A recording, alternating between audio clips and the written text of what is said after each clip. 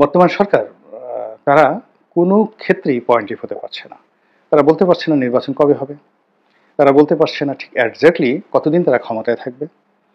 তারা বলতে পারছে না যে কতদিন পরে ক্ষমতা থেকে চলে যাবে এবং তারা কি কাজগুলো করতে চাচ্ছে। এটা ডেফিনিট যে শব্দটি, এই শব্দটি তারা ব্যবহার করতে পারছে না। তারা সবসময় ইনফিনিট শব্দটি ব্যবহার করছে। তারা সংস্কার করবে। কি সংস্কার করবে? এটা করব, ওটা করব, আমের সঙ্গে দুধ মাখাবো, ঘি খাবো, পোলাও খাবো, মাখন খাবো, এরকম হাজারো সংস্কার। এই তারা রাস্তা সংস্কার করবে, বনভূমি সংস্কার করবে, সেন্ট মার্টিন সংস্কার করবে, সংবিধান সংস্কার করবে, তারপরে সেটা আইনের সংস্কার করবে, নির্বাচন সংস্কার করবে, এরকম হাজারো। মানে কেবলই মাত্র তাদের যে অধিক্ষেত্র, কর্মক্ষেত্র, তারা এলোমেলোভাবে বাড়িয়ে চলছে। ডক্টর মোহাম্মদ ইউনূসের নেতৃত্বাধীন যে অন্তর্বর্তীকালীন সরকার, স্বস্তিতে নেই। আমরা এই সরকারকে দেখতে পাচ্ছি গন্তব্যহীন।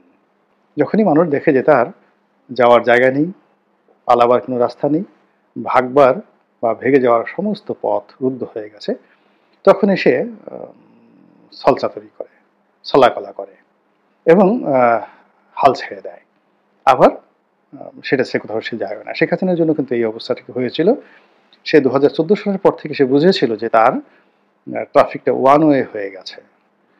ফলে একেবারে শেষ সময় পর্যন্ত সে যে ফ্যাসিস্ট আচরণগুলো করেছে, এই আচরণগুলো করেছে তার মূল কারণ হলো তার পালানোর কোনো জায়গা ছিল না, সমাধানের কোনো পথ তিনি রাখেননি, নেগোসিয়েশনের কোনো পথ রাখেননি এবং তাকে যে লোকজন বিশ্বাস করবে, ট্রাস্ট করবে, ভালোবাসবে, সেই ভালোবাসার জায়গাগুলো ধীরে ধীরে তিনি বন্ধ করে দিয়ে আসছিলেন।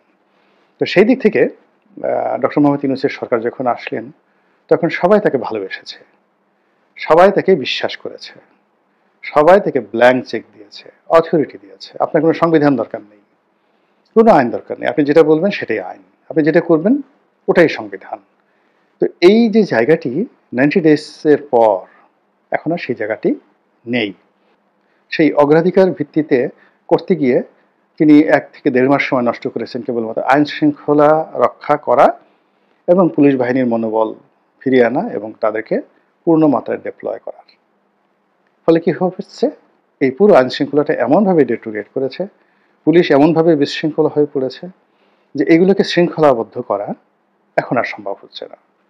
আপনি চাল এবং ডাল আলাদা আলাদা থাকে, কিন্তু যখন একত্র করে ফেলেন তখন 1 কেজি চাল 1 কেজি ডাল এটাকে আলাদা করা খুব কঠিন হয়ে যায়। আবার ওটাকে যদি সেদ্ধ করে আপনি খিচুড়ি বানিয়ে ফেলেন, আপনি তো আলাদাই করতে পারবেন না, ঝোল হয়ে যাবে। এখন বাংলাদেশের অনেকগুলো সমস্যা, সেই অনেকগুলো সমস্যা আইন শৃঙ্খলার সাথে সাথে অর্থনীতি, অর্থনীতির সাথে সাথে দখল বাণিজ্য, দখল বাণিজ্যের সাথে নিয়োগ বাণিজ্য, নিয়োগ বাণিজ্যের সাথে যে আমলাতন্ত্রের আধিপত্য, সঙ্গে সঙ্গে দুর্নীতি, সবগুলো ডাল চালে মিশানো নাই, রীতিমতো খিচুড়ি হয়ে গেছে। এবং তাও আবার যেন তেন খিচুড়ি নয়, একেবারে জগা খিচুড়ি। জগা খিচুড়ি মানে একেবারে পাতলা ল্যাটলেটে খিচুড়ি।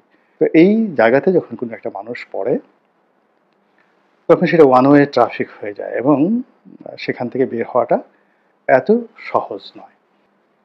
জাস্টিস লতিফুর রহমানের মতো, কিংবা যাকে বলা হয় বিচারপতি বা জাস্টিস শাহাবুদ্দিন সাহেবের মতো যদি সাহসী হতেন, সৎ হতেন এবং চিন্তা চেতনাকে একটা নির্দিষ্ট জায়গার মধ্যে সীমাবদ্ধ রাখতেন, তাহলে এই যে এখন যে ইন্ডিমিউনিটি অর্ডিন্যান্স পাশ করা, আরও নতুন নতুন আইন অধ্যাদেশ পাশ করা এবং এই ছবি ভাঙো, ওই ছবি নামাও, এই মূর্তি ভাঙো, ওই মূর্তি নামাও, এই স্লোগান বন্ধ করো, ওই স্লোগান দাও, এটা করো, ওটা করে, হাজারো যে জটিলতা তৈরি হয়েছে, সেই জটিলতার মধ্যে তারা অবশ্যই পড়তেন না।